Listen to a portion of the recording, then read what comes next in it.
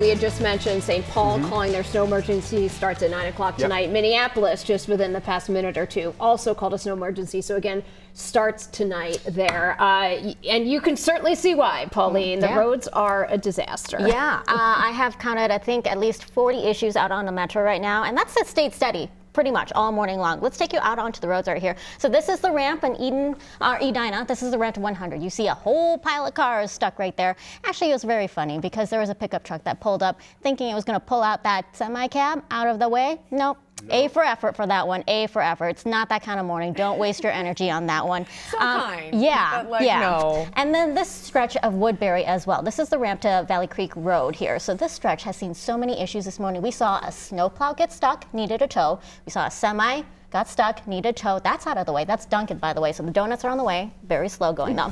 But by the way, there was a flatbed that was here that was towing all of these cars out. That needed a tow. That has since left just a couple of minutes ago.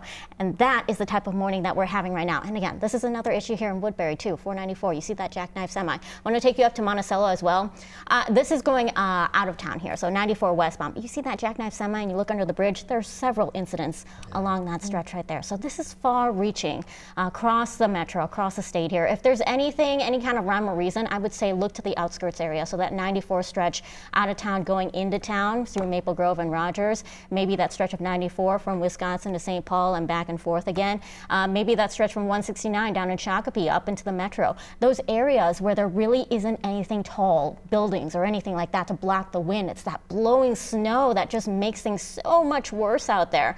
So just don't be out on the roads if you don't have to. I'm still waiting on an update from State Patrol on how many crashes we've had. Still haven't had anything yet, but it's got to be in the hundreds. It's always in the hundreds. And I expect today it's going to be incredibly high. All right. Well, Katie, the thing is, too, I mean, it sounds like the snow is starting to taper off. Definitely. In some spots throughout the metro. Yep, it's going to be west. Places west are going to be clearing first and then east. So if you live in western Wisconsin, you're probably still going to have an hour or two. Or if you live down south in southeastern Minnesota, probably still going to be seeing it snow for the next couple of hours. But like you saw with Pauline, Woodbury, one of the hardest hit areas. Southeast, also Lakeville got a lot of snow, about a foot. So it just kind of depends on where that heavy snow band laid that you could, that's where you see the higher snow totals. But places like Owatonna, still seeing snow, still seeing strong winds. Okay. All right, Katie, thank you. And speaking of Owatonna, let's check in now with next weather meteorologist Lisa Meadows, who's been there for us throughout the morning, just getting tossed around in that wind. Yes, I will tell you, Pauline is right. These winds are tough.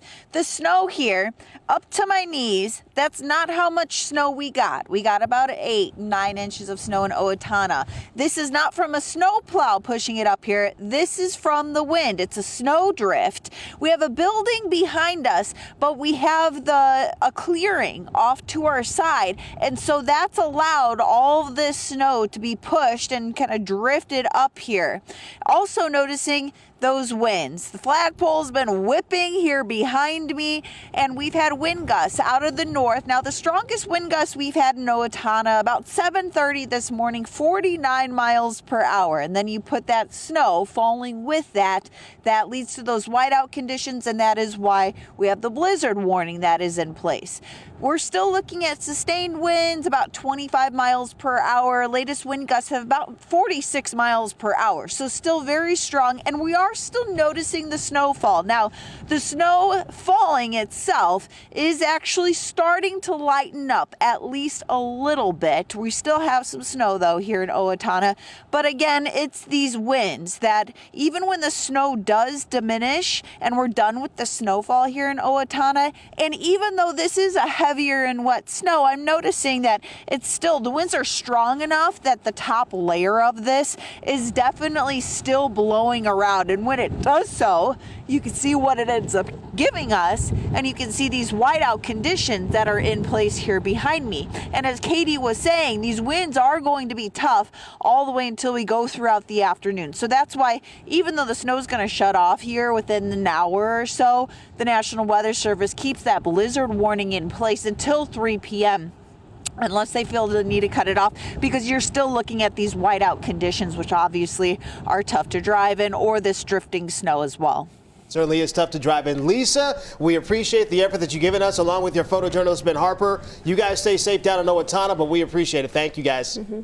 Now, we have been seeing thousands of people being impacted by power outages across the state. Matter of fact, let's go ahead and take a look at the latest outages from XL Energy right now, dealing with about 6,600 customers without power. XL did just release a statement saying XL Energy crews are working to assess damage and safely restore power to customers as quickly as possible. Do you want to check in now with Shayla Reeves? She's been at a very busy intersection in Apple Valley all throughout the morning. And Shayla, you've been showing us just that layer of ice that is underneath that snow. Oh, absolutely, Heather. If you take a look right here on this railing here, usually you would think maybe you'd be able to wipe this snow off, but because it is wet, it's turned to ice, and you really have to crunch to break this up here. This is a sampling of the conditions we're seeing out here in Apple Valley today. We're near the intersection of Cedar Avenue and County Road 42. It's a busier intersection here in Apple Valley where we have seen the plows out and about working to clear the roadway for those drivers making their way through that intersection now.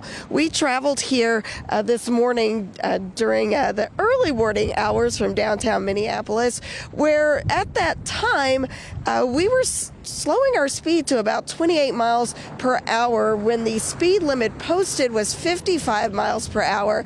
That's what we had to do to get here safely. Drivers having to navigate these conditions here across the metro. If you take a look out there, while the plows have been able to clear the roadway, we are still experiencing that blowing snow in some areas. As soon as they plow, you've got snow right back in those areas again. So at this time, you can see drivers are making their way down this intersection here at Cedar Avenue and County Road 42. Just to give you an idea of just the consistency of the snow that we're seeing here today, we'll shovel a little bit of this here. This is what we're seeing in the Apple Valley area here. Just snow that is also wet, and when you add that wetness in there, it makes it great for building a snowman. So I'm sure a lot of the kids will be out of school, probably finding some fun things to do on a day like this one, guys. Yeah, You better believe it. Heavy snow there. All right, Shayla, thank you. And as we deal with the snow, we wanted your feedback on having that big snowstorm in March. Linda says, yuck, I was loving my brown yard and the fact that the mud had dried up sufficiently so that my dogs weren't bringing half the yard in the house with them. So over the snow and winter. Dustin says, I'm going to let Mother Nature take care of it and save me the hassle of shoveling the driveway and the sidewalk. And Doug says, looks beautiful and may extend my ski season by a few days, which was starting to look pretty much done as of Monday. Thanks, everybody, for your feedback.